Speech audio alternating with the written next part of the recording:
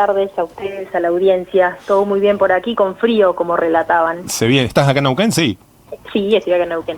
Se viene esa baja de la temperatura, se nos nubló la confluencia, pero bueno, no nos podemos quejar en la entrada ya del otoño, ya días de calor medio que ya nos asombraban un poquito.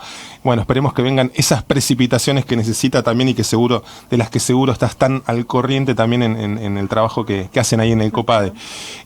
Daniela, bueno, queríamos tener tu mirada, compartir lo que nos puedas compartir respecto de estos datos que estuvo anunciando el gobierno neuquino, estos 741.000 habitantes, que es el dato preliminar que hay del censo en Neuquén.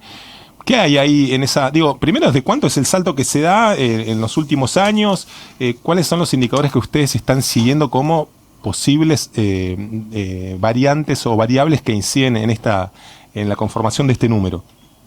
Bien, bueno, primero, como comentabas, no deja de ser una mirada más la que por ahí podemos aportar desde la Secretaría del COPADE. Somos varios los organismos y les diría que todos los que estamos un poco ahí al pendiente de qué datos finitos finalmente va a arrojar este censo, porque bueno, ha sido una década de muchos cambios, sobre todo en una provincia como la nuestra, y eso lo demuestra el número que vos mencionabas, que mencionaba el gobernador, 741.000 habitantes, lo que nos habla de una diferencia, un crecimiento intercensal, es decir, entre un censo y otro, de un 34%, algo que es, digamos, un gran desafío en principio.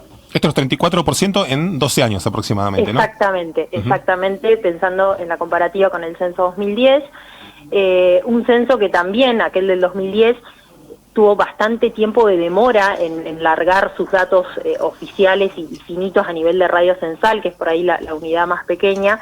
Entonces también cuando llegaron esos datos a manos de quienes necesitábamos esos datos para hacer la política pública, para tomar algunas decisiones, ya estaban ciertamente desactualizados. Entonces este censo que se hizo ahora hace muy poquito nos tiene expectantes de que, bueno, como fue tomado con otra tecnología, toda la información fue relevada de otra manera, bueno, esperamos tener estos datos, digamos, más finos, con un menor tiempo de demora, cosa de que sean lo más actuales, digamos, porque claro, si uno tiene el dato 5 años después, 6 años después, en una zona tan dinámica como la nuestra, es muy difícil agarrarse fuertemente de ese dato para tomar alguna decisión, ¿no? Claro. Y respecto a la... No, ¿qué ibas a agregar? Disculpa que te interrumpí. No, como vos decías, te iba a contar un poco qué estábamos mirando, qué charlamos en relación a por qué creemos que este incremento se da, ¿no? Claro. Y ahí retoma nuevamente lo que vos marcabas, no deja de ser una mirada. Son muchos los factores, digamos, la migración humana de los pueblos es un fenómeno muy difícil de explicar, porque en realidad tiene que ver con muchas cuestiones subjetivas. Tal vez lo que para vos y tu familia es importante para migrar y elegir un lugar, no lo es para mí y mi familia. Entonces es muy difícil a veces intentar explicar de modo lineal este fenómeno. Pero bueno, sin duda hay factores atractores, como quien dice en la materia, y factores de empuje, ¿sí?, o que expulsan población. Y en un punto, bueno, Neuquén, esta última década, estos últimos 12 años, ha tenido varios factores atractores que creo que han ido consolidándose en una tendencia, que no han sido meramente temporarios, y que eso por ahí explica hoy este crecimiento que, lejos de ser el crecimiento natural, vegetativo de una población, bueno, excede mucho más y hay mucha gente que ha venido de otros lugares en busca de otras fuentes de trabajo y de otras cuestiones, ¿no? Ahí se ve claramente el empuje del sector energético, me imagino, y así como en los 70s habrán sido la construcción del Chocón, quizás antes que eso, Rincón de los Sauces y el auge petrolero de los convencionales. Es como que Neuquén, me imagino, esto también una mirada a priori, seguramente vos tenés más elementos para trazar un puente entre, esas variables. Digo, Vaca Muerta está arriba de todos los discursos oficiales, de la oposición, del oficialismo, de Neuquén, afuera del país, fenómenos que se vienen de gente que se busca instalarse en Neuquén.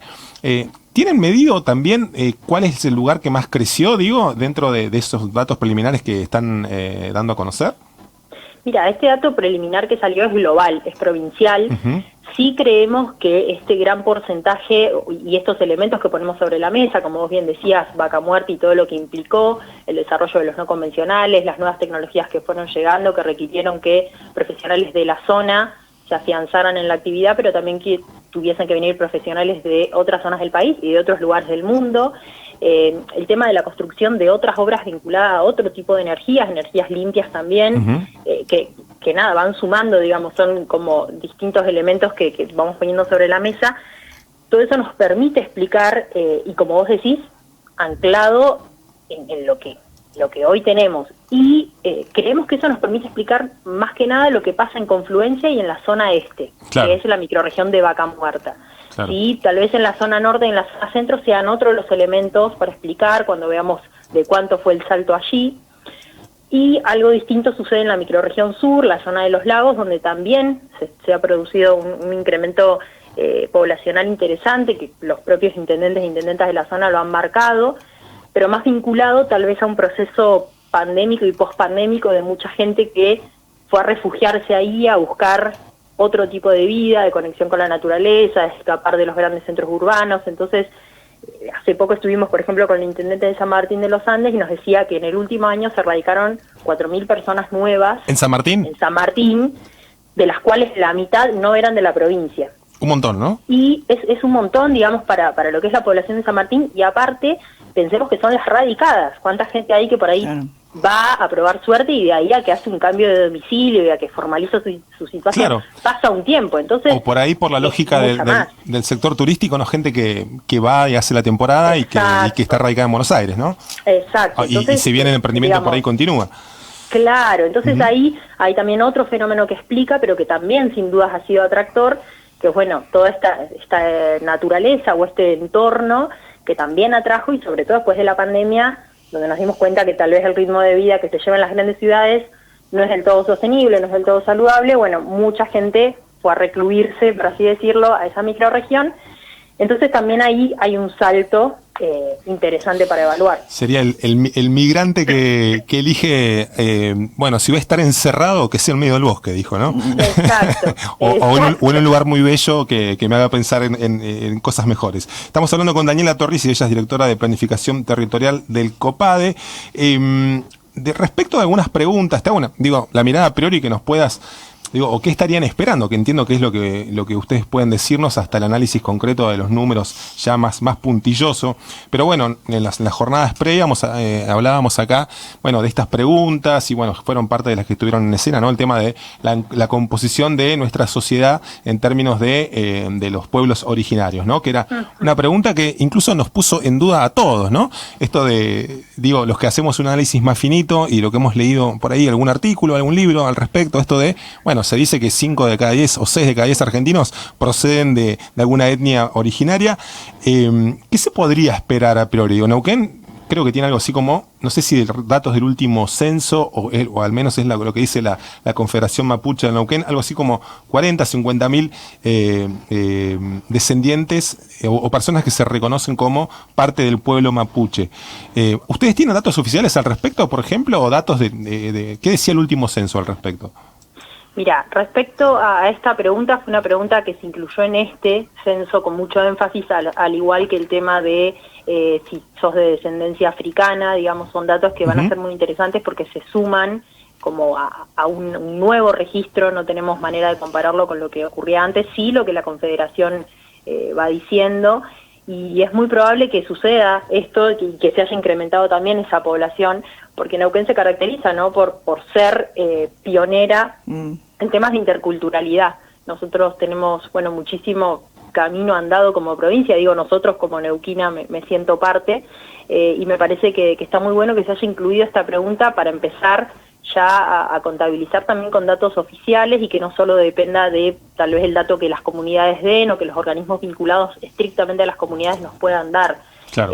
Porque ahí hay una riqueza cultural que, digamos, teniendo ese dato, teniendo el dato de la cantidad de gente también de otros países que vino, nos hemos transformado en una provincia muy cosmopolita en esta última década, y es algo riquísimo culturalmente para explorar, para analizar, para tenerlo en cuenta en cada proyecto. Nosotros trabajamos mucho con lo que son algunas de las comunidades, por ejemplo, del sur, de Rucachoroy, en la zona donde se hizo el nuevo hospital y demás, y la verdad que es de una riqueza infernal trabajar codo a codo con esas comunidades por el feedback, por el intercambio que se genera ahí.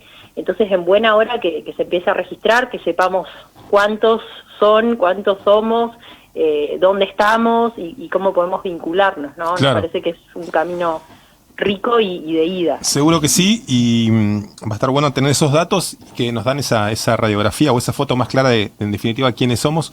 Bueno, tantos datos para analizarlo, imagino, vamos a estar hablando de eso varios meses, una vez que se concluya con la información oficial. Pensaba en la comunidad venezolana también, ¿no? Tanta gente trabajando, cómo eso también, ya por fuera del censo, bueno, nos transforma en otro tipo de sociedad, digo, esa forma de interactuar que va desde el lenguaje hasta las costumbres, ¿no? Y cuánta Totalmente. gente de Senegal, por ejemplo, que ha llegado a radicarse Refugiados, aquí en la zona. claro. O sea que ya después el estar con personas, con criollos, también va a dar lugar a otro tipo de descendencia. Sí, claro, ¿no? claro. Pero bueno, sin duda que es otra diversidad también, ¿no? Esta actualidad, Daniela, es otro tipo de diversidad, ¿no? A la acostumbrada Sí, en Neuquén. Exacto, y requiere, digamos, sin duda suma riqueza, sin duda suma y aporta a lo cultural, pero también va a requerir, como decía ahí tu compañera, tal vez de algunas otras políticas públicas. Antes por ahí era difícil encontrar una persona refugiada viviendo en Neuquén, hoy tal vez pasa a ser, no digo moneda corriente, pero podemos encontrarla. Entonces, bueno, como Estado es muy interesante saber que esa persona está acá, saber que tiene necesidades desde ese lugar y poder atenderla. Claro. Con esto de la comunidad venezolana que mencionaban también, o bueno, la boliviana, que por ahí ya está hace Claro, mucho ni más hablar. tiempo instalada, bueno, eso permitió, qué sé yo, tener sedes del consulado itinerante que venga, que esté acá, que esté con esas personas, les ayude a resolver trámites, algo que por ahí hace 50 años era impensado porque no tenías una proporción de personas de otro país viviendo. Claro, lo que más había era personas de Chile, pero no de tanto. Exacto. Y entonces ahora eso permite ir ajustando la política pública porque son otras las necesidades de Claro. una población grande, no tan joven, porque Neuquén antes sí, por ahí se caracterizaba por ser muy joven, y hoy llegó mucha gente en edad económicamente activa, es decir, jóvenes o jóvenes adultos. Los que fueron por ahí al sur, se habla de que muchos sean adultos o adultos mayores en búsqueda de esta tranquilidad y de un cambio en la vida y en la salud. Entonces ya no somos ese pueblo joven que nos caracterizaba antes. No me quiero igual arriesgar porque esos son datos que vendrán. No, pero y además los es que un poco vinimos, lo que vinimos hace 40 años estamos envejeciendo. Claro. Sí, como todos y todas. Sí, claro. Pero claro que es así, sí.